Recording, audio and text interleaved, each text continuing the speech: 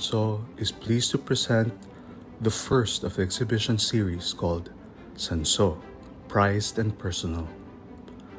The exhibition series is devoted to featuring private collections that have largely been inaccessible to the public until today, featuring the collections of individuals and families who have made it their goal to collect the works of Presidential Medal of Merit awardee Juvenal Sanso.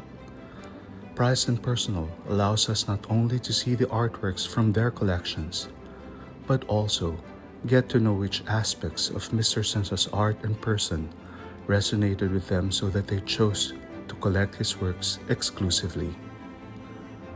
We would also know why they collect particular series, mediums, and subjects. In this way, we get to know Senso at a deeper personal and less institutional way. The first of the Senso Prize and Personal Exhibition series focuses on Mr. Jack Chotico's collection. A friend of Senso for over 30 years, Mr. Chotico has been the exclusive gallerist of Senso since 2002 and one of the prime movers in establishing Fundación Senso.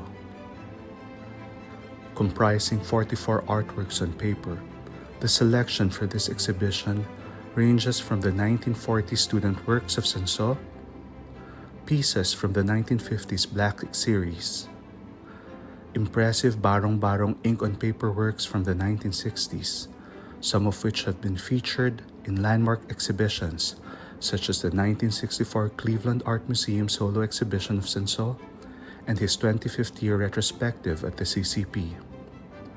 On top of this, we will see selections to an almost full range of the floral works by the artist from the 1950s until the 2000s.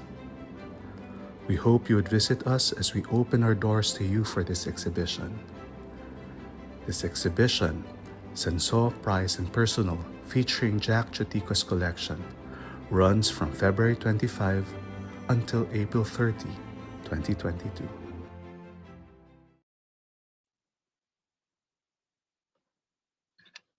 Good afternoon, everyone. Thank you for joining us today. I'm Ricky Francisco, the curator of the exhibition series called Senso, Prized and Personal. This whole year, Fundación Senso will host exhibitions of private collections by various collectors of Senso to see their motivations in collecting his works and hopefully give insight to various aspects of Mr. Senso's art that we fail to see as an institutional collection. So joining us this afternoon is our first guest collector, the founder and managing director of Gallery Joaquin Group, Mr. Jack Chotico. He started his journey as a collector and gallerist when he joined the famed Sardo Group after being invited by Philippine national artist Cesar Legaspi and some of the era's most respected artists, namely Mr. Onib Olmedo, Ang Hyuko, Federico Alcuaz, and Juvenal Sanso. Seasoned with 39 years of collecting and gallery experience, he has been the exclusive gallerist of Juvenal Sanso for almost 20 years. He's also one of the prime movers in establishing Fundación Sanso, which he worked on with Mr. Sanso himself and with the friends of Mr. Sanso from 2012 to 2014. And he is currently in the board of our museum. Ladies and gentlemen, let us all welcome Mr. Jack Chotico. Hi, Jack. Hi, Director Ricky. How are you? Good afternoon. Everything's great. Everything's great here. Thank you for joining us and setting aside time. I know you're a very busy person, being everywhere at the same time. So we have a set of questions for you that we hope you could answer, and then we will open the floor to our audience so that they could also ask you some of the questions. Is that okay? Yeah, sure, it's fine. I'd be very happy and honored to answer whatever questions they might have and whatever you might have as a panel. Thank you.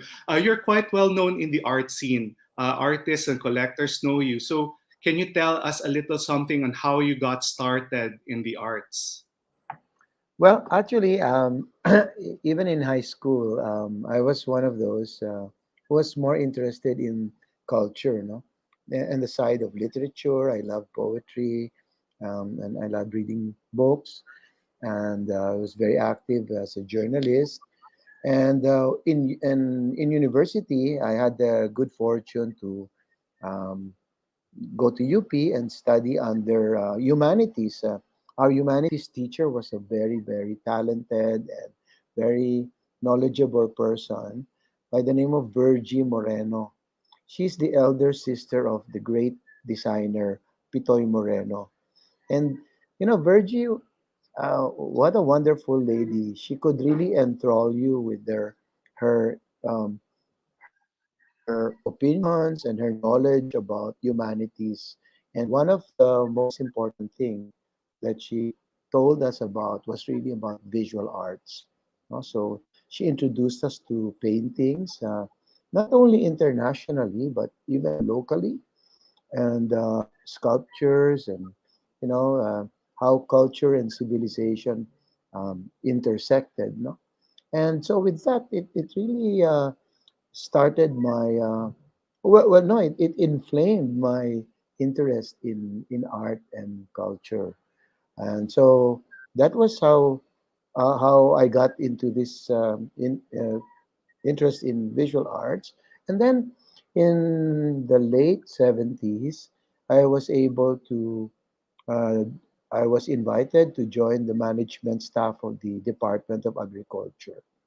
And what they asked me to do was to look into the fiber industry. So I had the good fortune to represent the Philippines in many international conferences and negotiations for agricultural exports abroad. And these conferences, which would be held about once a year, or at least once a year, sometimes even twice a year, were held in major capitals of the world. And interestingly, the economic capitals of the world are also the art capitals of the world. So Rome, where the Food and Agriculture Organization was headquartered, um, would be a regular place for us to have conferences, as would be London, because London was a major, and still is, a major importer of Philippine fibers. So in New York and Germany, and and Paris, then Japan. So whenever we would be in those conferences, and there would be some lag time or few days where the conferences were not ensuing, um, most of my colleagues from the other countries would spend their time vacationing or taking a break, because the conferences could be quite tiring, and they would go on holiday for 2 or 3 days or over the weekend. But of course, we were also on a very Spartan per diem budget, no? So I found out that if one went to museums, one could actually spend the whole day, just being fascinated by the great art in major museums in the world. So that was what I did. Um, I would be, going to museums in London. Many museums are actually free, and in other countries at that time, in the late 70s and in the 80s and 90s, the cost of going to museums were really not too prohibitive. But nowadays, because of supply and demand, and since many people who go for tourism and all that, they love now going to the museums. I think museum costs have actually increased and become expensive. But at the time, you know, it's very cheap, and I could really spend days on end just going to museum. Yes, Ricky. Yeah. Well, not at Fundación Senso. Entrance is free here, so we encourage everyone to please come. Yeah, Sorry. oh, that's nice. Okay. That that is really in the tradition of, I feel museums should really be there to educate, to help encourage people to learn and explore art and culture. So congratulations on your trust of doing that, no? Yeah. Thank you. So Thank so you. So anyway, when yeah. that's how I got started, and I got so excited, because um, I was able to visit museums like the Louvre, the Prado, the Vatican museums, and because of the frequency of the conferences, I would even have opportunities to visit even smaller museums. Like in New York, it's not only the MoMA. There were smaller museums like the Whitney Museum, which is very exciting, and in London, the Tate Museum. Um, so many interesting museums. Germany too has a great share of lively and very exciting museums. So that So was how I got yeah, hooked on but art. that's world art. However, you focused on collecting Mr. Senso's work, despite being having a global outlook. You focused on Mr. Senso's work. When did you get to meet Mr. Senso? Sorry, yeah. Oops. Actually, because of that, I was so interested in art, and one day I was walking. Our office used to be in Makati, and so I was walking towards a mall behind our office.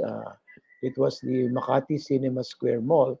I was going to have lunch there. It was a Saturday. We were working that weekend, and I chanced upon a gallery which had very interesting people. They were painting that weekend.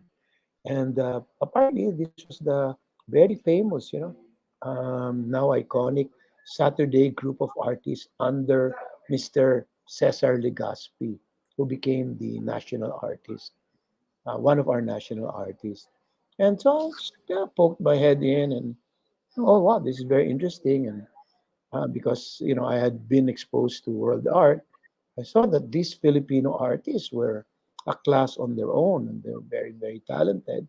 So I made it a point to actually keep on coming back every Saturday just to watch them and talk to them and get to meet them. And then one day, Mr. Legaspi uh, pulled me aside and he said, "Hey, um, I noticed you've been coming here very often. So why don't you become a member of the Saturday group of artists?" No? Um, And so I said, sir, I'm not really an artist. I'm not a fine arts major, but I do like art. And, I would love to have an opportunity to sketch and meet you guys and really talk to you. And he said, yeah, I noticed you're the friend of many of the artists already.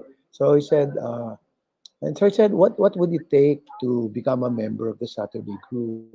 And he said, oh, it's very simple. My only requirement, he said, was if you come at least 2 times to our sessions, you are already a member. And he said, I noticed you've been here maybe more than 8 times already.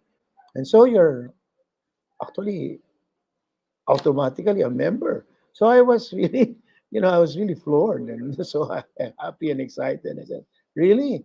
He said, yeah, yeah, yeah. Okay, so this weekend, why don't you bring a sketch pad and you'll paint and draw with us? So that was the start of all that. And it turned out that, this gentleman, like there was one artist, he liked to paint um, scary. Some people would call them scary. Now it's known as expressionist art. Um, and in London and in Europe, I saw paintings almost on the same vein, but not quite, because this artist was also very unique. I love Francis Bacon and Lucian Freud, and this gentleman, his name was Onib Olmedo. So I was so fascinated by what he was doing. He said, he was painting partly the what he saw as the inner souls, or maybe even demons that people carried with them. So I was so fascinated by his art, Onib Olmedo. I was fascinated by, another gentleman. Very distinguished, always straight-bodied gentleman who was from Davao. And when I saw some of the art that he was doing, it was, he would paint very angry dogs, and sometimes he would paint clowns with, it appears that their necks were broken and all that. And turned out this was national artist Ang Kyu Ko. And there was another gentleman. He was always carrying a shoulder bag, and he had lots of stories. Jovial guy. It was Malang, and then there was one gentleman that he wasn't there all the time, but whenever he would come to town, everybody was so agog with listening to his stories because Ricky, at that time, the Philippines was actually, we were practically isolated, no? Because we had, there was Marcos and martial law, and Philippines wasn't exactly the most popular country at the time. Then the DWD scandal had happened, so the financial markets had collapsed, and seems people had actually over borrowed and stripped the treasury bare. So the Philippines was really, really isolated, and not many people could afford to travel. And there was this gentleman who was, he had like blue green eyes, looked a bit like Clint Eastwood, but he could speak fluent Tagalog. And so whenever he'd be in town, the whole group of artists would be so excitedly uh, chatting with him, asking, "Hey, what's going on? What's happening?" And this and it turned out that this guy, this gentleman, was Juvenal Sanso, is Juvenal Sanso, and he would be, he was living in Paris then, but he found a good way to divide his time, maybe 8 months in Europe, all over the world, because he was doing shows in Rome, New York, Mexico, Madrid, and then he would be here usually very smartly during the cold winter months. So be arriving in November and usually leave in February. And but he when he came, he was so full of stories and really charming fella. So that turned out to be Juvenal Sanson. And me being so fascinated, I saw some of the art that he was doing. I loved it. I was so fascinated, in love with the work that he was doing. And so I did try to ask him if he would sell me a few pieces. But that's not also the whole story. The whole story was we became fast friends because my work, I was also able to visit some of the places that he was working in or exhibiting in. So marami kaming common kwento, And he'd ask me, "Oh, nakita mo ba yung exhibit dito? Napunta mo ba?" So I said, "Yeah." Or I say, "No, not yet. Thank you for telling me. If we ever get a chance to go there, I will try to visit it." So we had a lot of common stories, places that we'd been to, travel. So we became really good friends. And that was when, the start of this relationship actually occurred. Yeah, just for context, around what year was that, Jack? This was really in the early 80s. I think this was about 83, something like that. And so it's been almost 39 years of friendship. And the friendship is interesting because um, there was even a time that, wala namang cell phones at the time. No? There are no cell phones or no internet or something. And so I remember we had the talk that he was going to be in New York at one particular time. No? And then I said, "So how do I find you, or how do we get together?" And all that. He said, "Oh, I'll be with the, you can call the ambassadors. I think it was Ambassador Mabilangan at the time, or Consul General Mabilangan, no?" So I said, "Oh, yeah, just call up the office and ask them where I am." I said, "Gee, oh, okay." I don't think they'll even entertain me. But so anyway, sige, I said, "Yeah, I'll be in New York because we have some business meetings at the time. So let me look for you." And then one afternoon, and it was so funny how serendipity works. be- Uh, I was going up the steps of the Whitney Museum, and lo and behold, there's one fellow going down the steps, and he was leaving, and it was Sanso. And oh, I said, "Hey, hey, what are you doing?" Yes. Finally, I said, "I saw you." And of course, I kidded him and I said, "See, I tracked you down." But it was really just a chance encounter. And you can imagine what chance encounters are like, Ricky. It could He could have been, gone for a cup of coffee and in 10 seconds, or I could have been late for walking to the Whitney at that time by 15 seconds, and we'd have completely missed each other. But serendipity had it that we did see each other, so and Yeah, and it continued till today. So, Jack, you could tell us about Mr. Sanso as a friend, perhaps, because we never got to the chances that you had to be with yeah, him. one thing, and I think a lot of his collector friends will also attest to that, no? Mr. Sanso is the utmost gentleman. He is one of the truest gentlemen that one would ever meet, the old school type of gentleman that who would open doors for ladies, or yeah, he was very proper. He was the type that uh, I'm sorry. He was the type that he would he was the type that would not call up anybody after 9 p.m. at night, or he would not call up anyone on the phone before 9 a.m. in the morning. So very proper, and he we were in Paris one time, and in the subway, and there was somebody who's a little older than he was. He offered his seat. I mean, who really does that anymore? You know, so he is offering his seat to this elderly lady, and then so I could really, I was very impressed with the way he was a gentleman of the old order. Another thing about him is that he he was very learned. Um, for somebody who was homeschooled until the end of high school, you'd be surprised that he speaks 6 languages fluently, and he reads and writes in those 6 languages. So, and he's read so much, and talk to him about history, uh, culture, politics, art, literature. He reads poetry. So if you're the type who likes to listen and learn, just being with him, you really, really learn so much.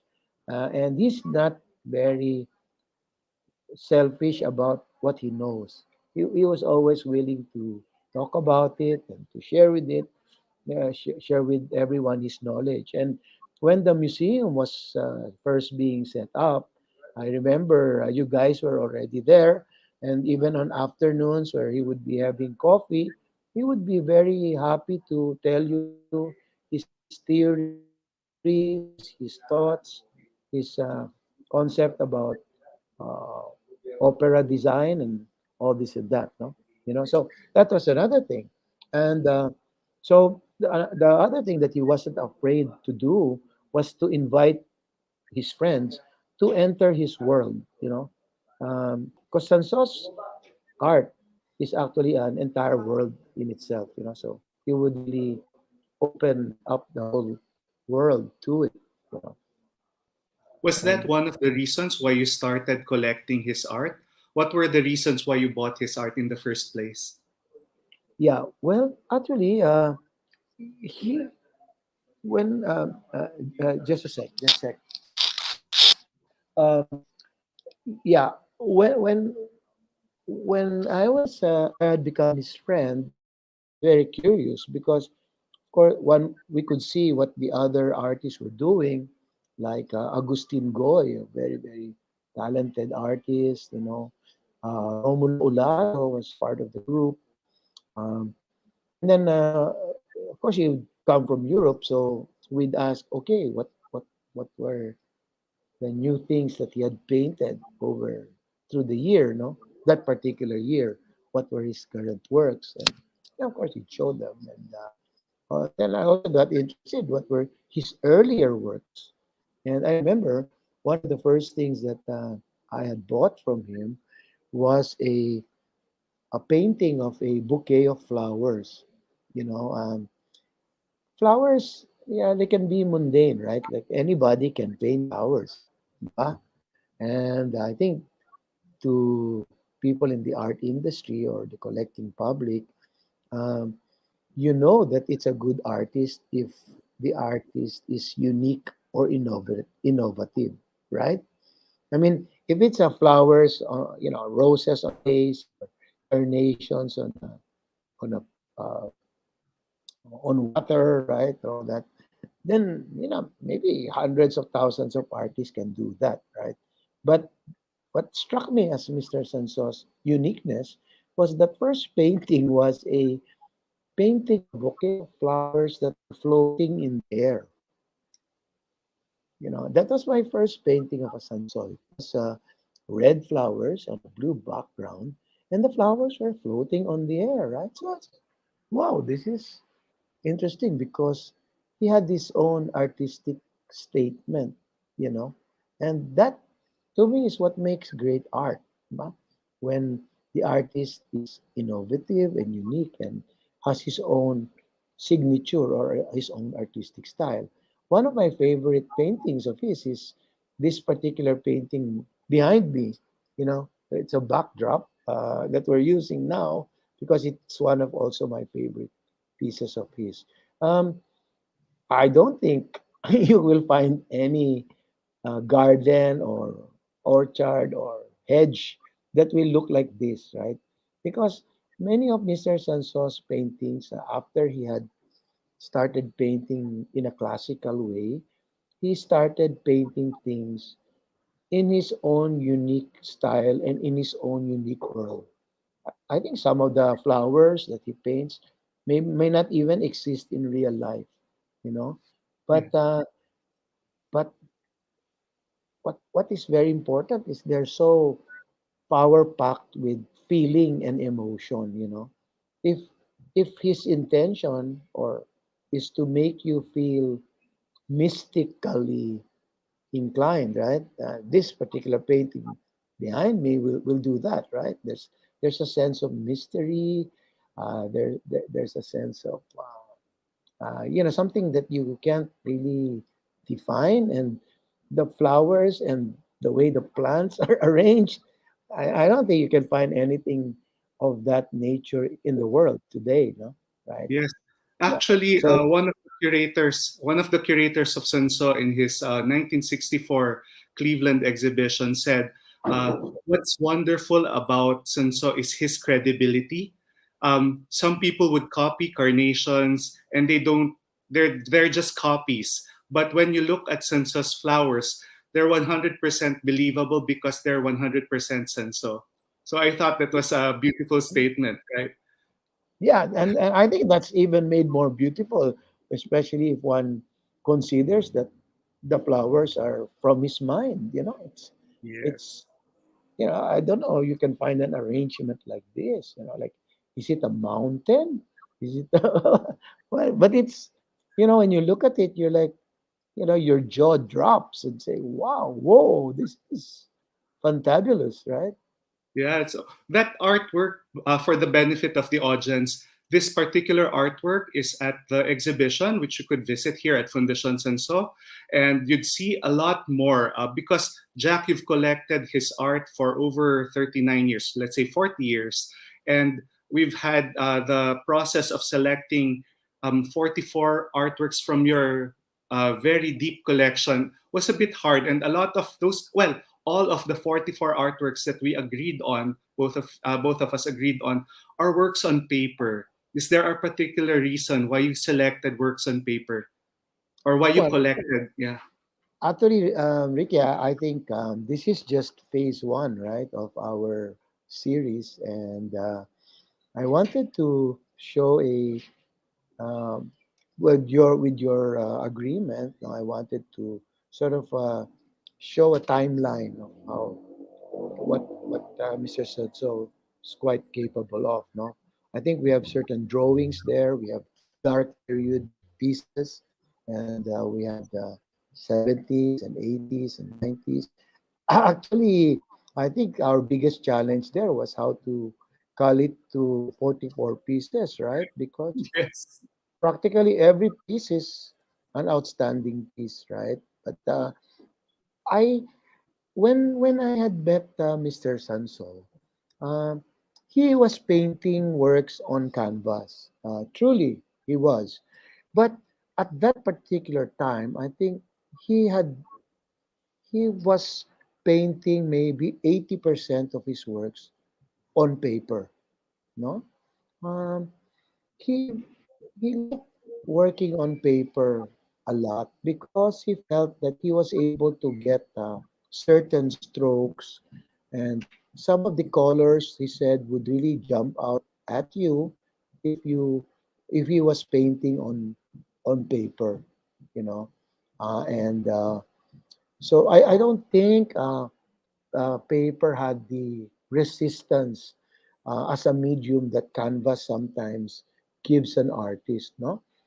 So that was why, in the 80s and 90s, most of his works were really on paper.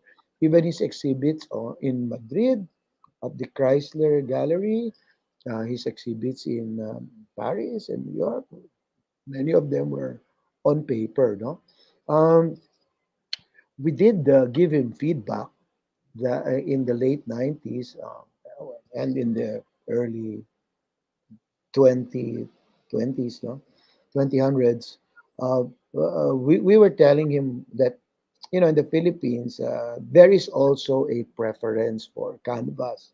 I don't think, especially for those collectors who really like Sanso, I think they realize that the paper works are equivalent to the works on canvas. You know, uh, the paper works are equivalent.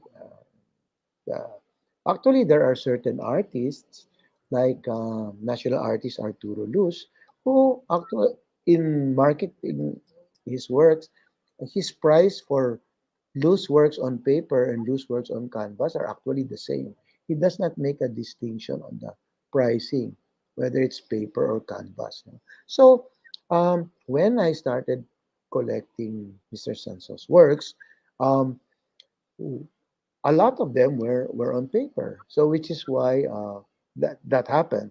However, in the late 90s and 2000s, uh, because he was already making works on canvas, so it became almost like a 50-50, no? Uh, we were also able to acquire several canvas works, no? And unfortunately, I was not yet his friend when he was making oil on canvas works in the 60s and 70s. No? So we don't really have much of that. And I'm very happy for those collectors who were able to acquire those. So he did have the opportunity because he offered it to us to acquire some of his works on canvas when he was a student, yung 19 late 40s uh, works in school, right? And so we had the good fortune to be able to see those works and acquire some of them, right? And Yeah. some of them are even in the museum today, no? And some he had also bequeathed to the museum, but some we were able to to collect from him. Yes. So, Jack, you were talking about value a while ago about Mr. Arturo Luz's pieces on canvas and paper. That seems to be more like the function of a gallerist. Would you consider yourself more of a gallerist or a collector, or is it not a duality, but rather something that is helping each other out? What do you think of yourself more? Yeah, well, actually, I actually started as a collector because I really didn't have an outlet or a platform to be selling art, except in the house. Ricky, sometimes because I was really good friends with many in the Saturday group, um, sometimes I would have friends over for dinner, and whatever artworks we had were on the walls in the living room and the dining room.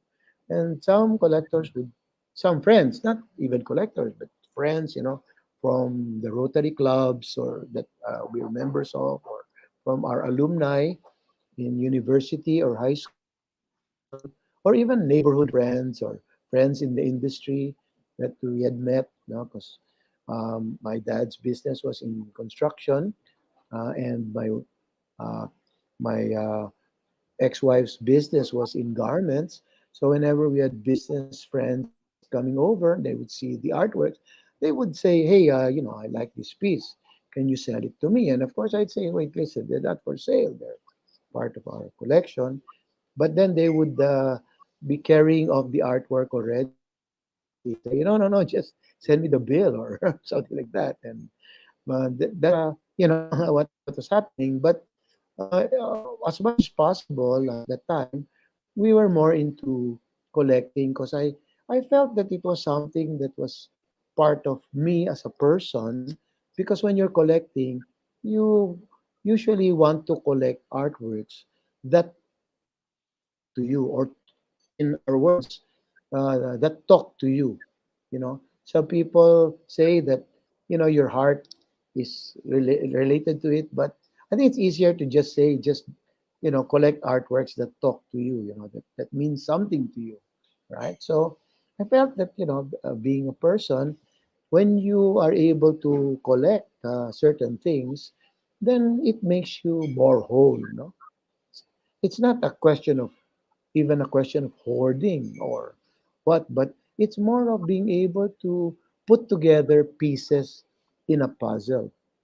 And that puzzle is you, the collector. No? So when you're able to find works that you can identify with, then you become more whole. No? Uh, I actually met recently the daughter of one of my batchmates, and they invited me to their restaurant in Baliwag, Bulacan. It's called Mill House, a beautiful place. And this young lady, well, the daughter of my friend, she was collecting Coca-Cola products, you know. So for the past 30 years, she was collecting anything about Coke, from dolls to figurines to souvenir items. And wow, it was a fabulous collection. So when you have something like that, then it's really a source of joy and pride, no? And also, I sort of wanted to accomplish at the time of a legacy, and maybe someday I could leave my children some of these collections that we were able to put together, no? But of course, you're correct, Ricky. When we put up the gallery, then certain issues arise, no? So, are you now a collector first or a gallerist?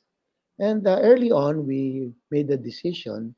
After all, we had already collected some very good pieces. We then decided that from thenceforth, we would be a gallerist first, then a collector. Which is why sometimes it pains you because you see some of the best artworks from artists going through your hands, no? But we would like to serve our public first, and that's why we offer them, the better pieces. And in the end, yung what is left, that is what we will end up collecting.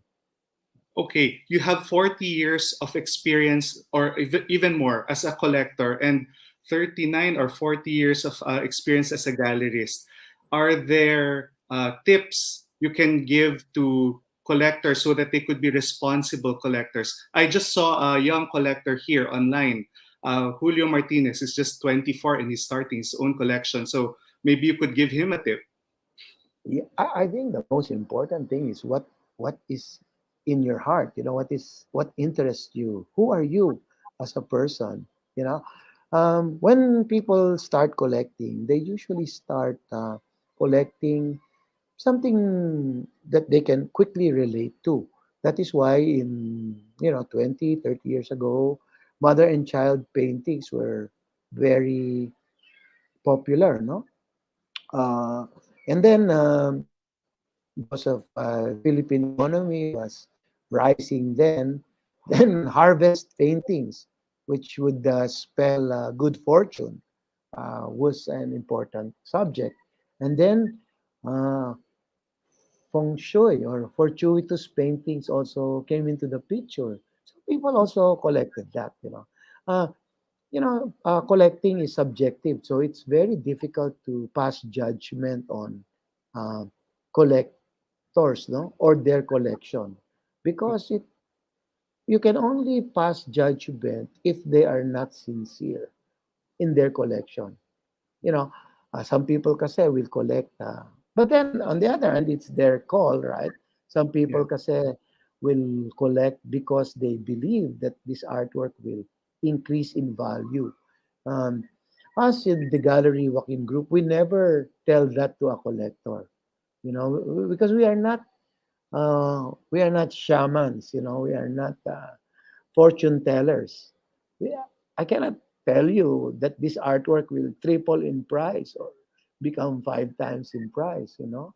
I can tell you that you should get it if you love it, or if it talks to you, if it relates to you, if it our words are also, does it emotionally appeal to you, right?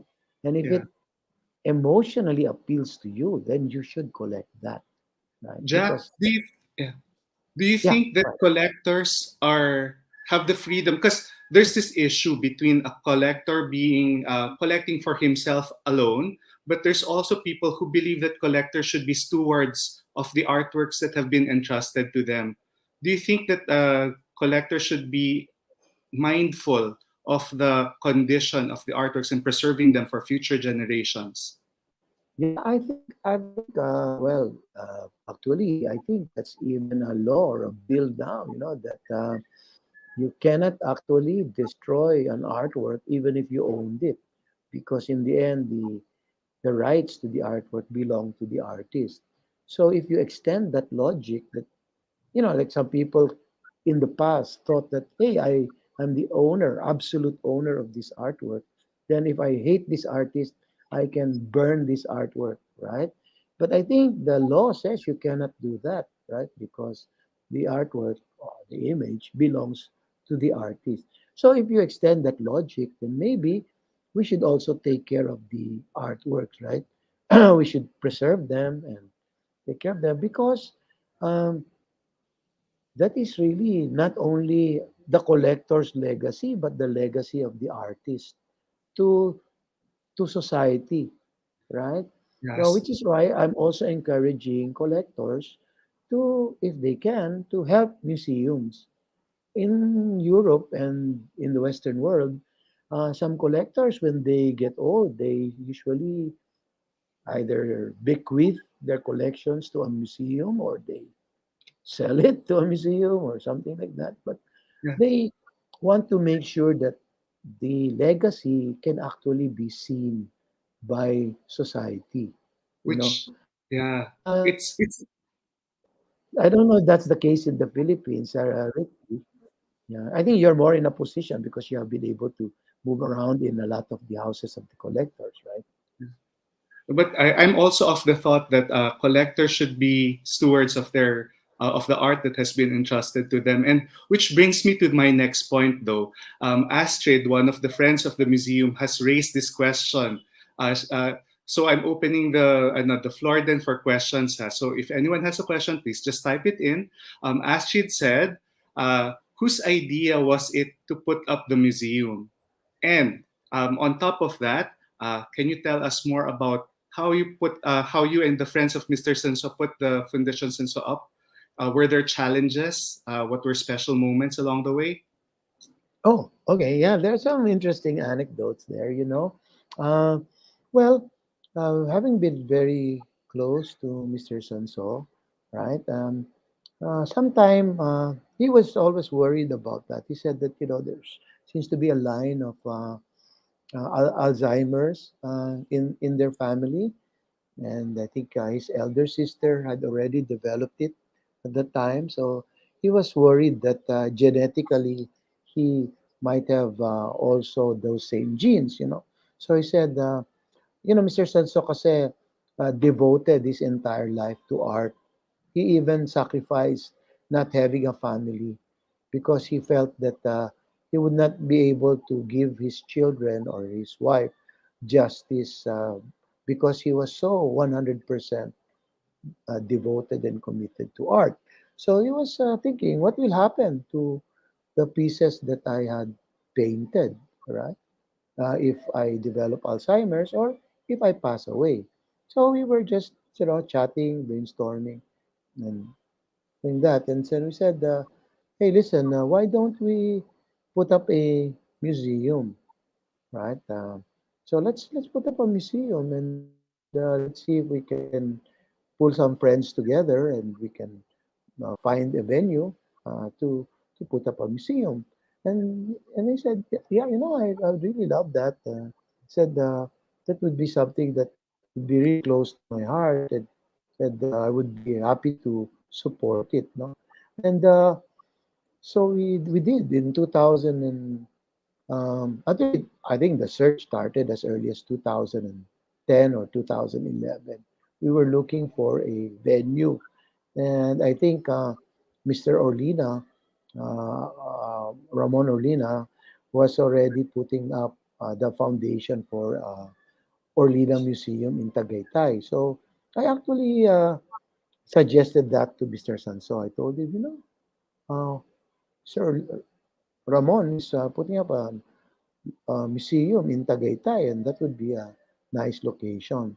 So he was very excited, and checked it out, and although he was, in his 80s already at the time, so he said, this is a lovely place, and he in fact said that I think that the Orlina Museum would be very, very successful if it was set up there. And but then he also said that since I'm already in my 80s, I'm not sure I can be going here regularly because it would take more than an hour. Or sometimes if traffic the time was already getting bad, might take about 2.5 hours to get to Tagaytay. But he wanted a museum which he could frequent, right? We also looked for a property somewhere in Antipolo, in the Sierra Madre, the Boso Boso Highlands area. And he also said the same comment. This is lovely, the view is nice, the air is wonderful, but I don't think you can expect me to come here. So thankfully, we found this place in San Juan, and we were able to get a very talented architect, Camilo Vasquez, to design the renovation of the museum. So we put up the museum there, and true enough, Mr. Sanso, when the museum was finally, it took about 2 years to renovate and build it. When the museum was put up, he would go there frequently, even 3 to 4 times a week, and people would be able to see him. And I think he loved the idea. He would chat with the collectors, and so I was very happy for him. I knew that was something that he really wanted. Thank And you then, for oh that. yeah, one other question, right? You said, and then we were able to talk to some other collectors. Mr. Sadso as someone like a son in Spain. He helped them find residency there, and he treats the children of this gentleman as one of his grandchildren as well. So we were able to get his support, and then Mr. Sanson is, he's an archivist. Some people would use pack rat as a synonym, di ba? Or a hoarder. But I would like to say that Mr. Sanso is an archivist, right? Because he keeps everything, you know. So when he agreed to support and help set up the museum, he made his files available to us. And di ba, Ricky, I think even his letters, no, his correspondence he gave to the museum, he even his book collection, his all the articles that have been written about him, he kept together. He collected posters of his shows. His he He collected the sketches and drawings of his operas. He collected his etchings and prints and plates. So, it was so easy. It is not an empty museum that some families have such a hard time finding things about the artist. Like I was able to visit the Chagall Museum in, I think this is in Nice. Yeah, it's a national museum of France, and I think all it has are 12 major works of Chagall. Of course, they're the major works, right? But aside from that, it didn't have too many other things.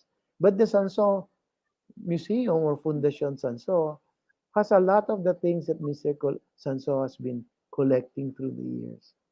Yes, as a museum worker of over 20 years, I'm very grateful to be part of Fundación Senso. It's such a rich collection on a single artist. So we have so much to offer the audiences that visit us, and entrance here is free. So please do come. We're very open to you from Mondays to Saturdays from 10 a.m. to 3 p.m. So we have time for questions from the audience. Maybe I'll check the chat now for some questions. Okay, are there questions before we wrap up? There. Okay. So Astrid said that we already brought up the question of Astrid Calianta. Thank you for watching, Astrid. Okay. What else? So, there another question. What was the first artwork that you acquired from Mr. Sanso, and what was your motivation? Why did you buy that particular work? I think you've Yeah. answered it, but Yes, yes. kindly recap for the person who came in late. Yeah, actually, sir, my first artwork was something that really fascinated me. It was a painting of a floral bouquet, but what fascinated me about it was floating in the air, right? And so that really sort of tickled my imagination. And I asked Mr. Sanso if I could acquire that particular piece, and he so very nicely, you know, uh, uh, let go of it. But I also have a very sad story about that, and I wish this didn't. Well, I'm happy that for the collector, because one of my closest friends in the industry that I was in at the time was having dinner in the house, and he liked that particular piece. And so, well, he's an industrialist, so he said, "Hey, Jack, I really love this piece, and it talks to me." There you go again with the talk to me story, right? And so I said, "Yeah, but that's one of my favorite pieces of Sun." So, yeah, no, no, no, no, no. You see him every weekend, so I'm sure you can find a similar piece. Sadly, in the art world, there is no such thing as a similar piece because artists don't really make duplicates. And so what he did was he actually whipped up his checkbook and he gave me an amount that was, really crazy. I think it was like 5 or 6 times what I had acquired it for, no? And so and besides, I didn't want to refuse him because I think, he was a very important person in the industry, so I didn't want to disappoint him. So I said, sadly, okay, okay, I'll just go to the master and find a similar piece, which unfortunately I was never able to find a similar piece. But well, there you go. That's the story of my first Sanso painting, which I sadly let through my hands. Oh, yeah. Thank you for that very telling anecdote, because it's the first one you acquired and the first one you also regret letting go. So, Yeah, we that's have true. I have a question from Antonio Ramon Echaus.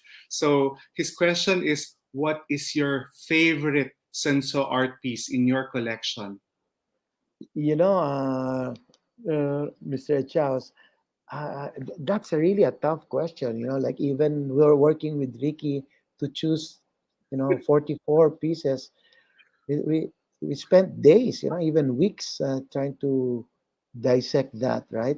And so, the favorite artwork, sometimes it depends. Like on a particular day, your favorite artwork is probably this one, and then on another day, it's the other one, all right? Um, but I think these 44 are some of our own top favorites. I like also a red one that I think is in the show, right, Ricky? Because it's very vibrant and red, it's a color of passion. But he's able to put so many different colored flowers in that particular composition, and you can tell that it's something that doesn't exist in this world, but it's his own interpretation. I think Foundation made was it a GK or a plate out of it, a souvenir plate, right? So that is one of my favorites. The one behind me is also another favorite. Very very important Anton, pieces. you should visit the museum now because a lot of the favorites of Jack Chotico are actually here, and the photos do not do them justice. And we're open, so please come take a look at the works. Oh, Jack, there's another question from Fino Nang. How do you make sure your pieces are kept in good condition? Room temperature, moisture. Do you want to share anything before I also chime Yes, in? yes. Yes, I think the most important thing and is to make sure that they're not exposed to sunlight, because UV rays will fade the colors of any painting, whether it's acrylic or oil, or whether it's on canvas or on paper. So try to keep it away from the sun, not direct sunlight, please. And secondly, try to keep it away from moisture, because moisture will aggravate the molds, and the molds will come in and damage your artwork. No, so try to keep the humidity of the room at lower levels, so that it does not encourage molds. I think those are the two most important tips, no, to keep your painting safe. Yeah. And the reason why people put glass on works on paper is because paper is very easy to scratch or damage, but paper is also long lasting.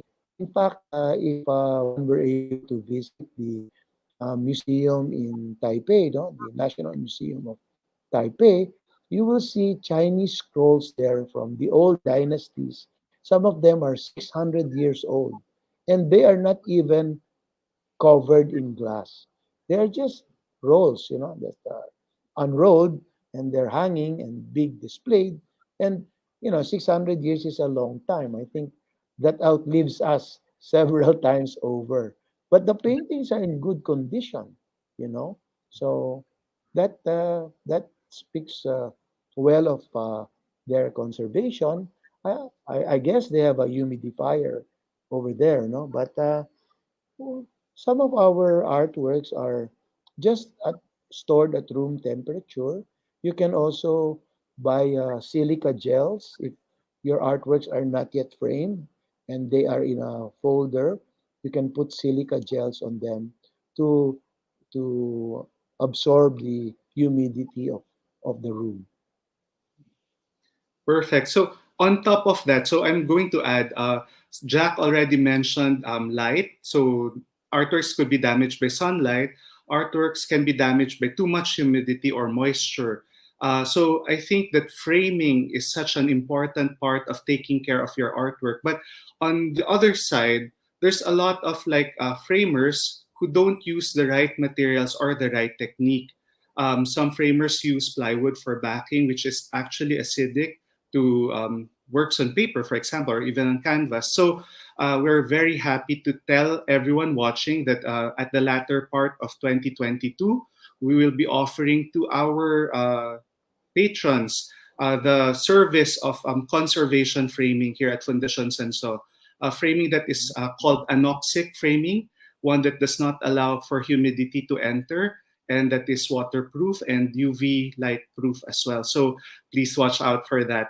So there's another question, last question, if you don't mind. This one is from Mhm. Julian Nang. Through your collection, what legacy do you want Senso to leave future aspiring artists and collectors? So that's our last question. I think that's a wonderful question, Julian. No? You know what's great about Mr. Sanso is the fact that he tried so many things, to do so many things. He did prints, etchings, dark paintings, colorful paintings, realistic paintings. He did abstract art. He did opera designs. He did textile designs, you know. And so I think the legacy that he himself wants to leave is the the desire to encourage artists to find themselves, you know, uh, that artists should really look deep down within themselves, um, so that they will uncover what their hearts and their souls want to say. I think that's the one of the most important.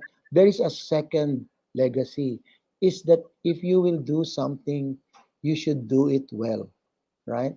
Because Mr. Sanso is a master in technique in whatever platform or venue that he wanted to do, you know, whether it was etching or paintings or drawings.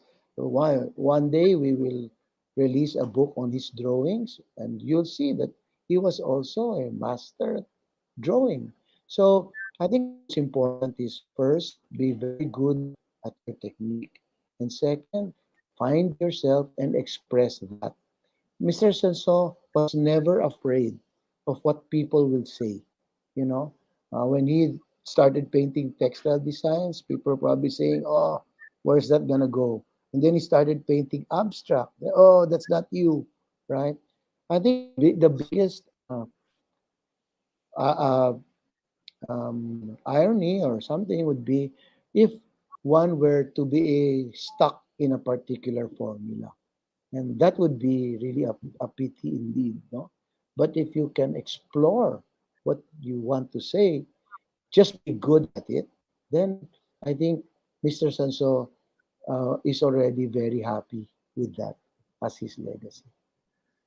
And with that, we thank you, Sir Jack, for all the insight, the 40 years of experience that you've shared with us today, this afternoon, and in the exhibition that is at Fundación Senso, which will be open to the public from today until April 30 from 10 a.m. to 3 p.m., Mondays to Saturdays, except on Sundays and on holidays. So please come and take a look at this fantastic collection of Mr. Jack Chotico, which spans from 1948 to Oh, 2000. Ricky, And yeah, 1 second. Vero is saying that she can show Las Rosas y Flores, no? sure. Uh, Let's take a can look at you that. can This is you send another work. something? Yes, please, please post it. That's Yeah. another work that is in the exhibition, which is a very iconic work because Oh, it has yeah. been created into a giclée and then a plate by Fundación Senso. And a lot of the collectors really love this piece. This is your chance to see it in person. So please, please come. There are so many iconic pieces here. We spent 6 months narrowing down several hundred works to just 44 pieces for you to be able to enjoy the collection of Jack Chotico. So please do come. So From this is the answer. This is the Mhm. answer. This is the answer to the other question. That what is your favorite work? That is one of them. That is one of them. Yeah. Well, that with that, Vicky, thank you very much. Sorry for Thank you so interrupting. much. No, Yeah. no, thank you. Thank you, Jack. And thank you to the audiences who started with us and still ended with us. Like all 55 of them have stayed with us from the start until today. So until now, till this very minute. So thank you so much. With that, we thank Mr. Jack Chotico and we thank our audience in behalf of all the staff of Fundación Sanso. We really hope that you'd visit. Please come. Thank you so much. Thank you, and good Thank afternoon, you. everyone. Afternoon.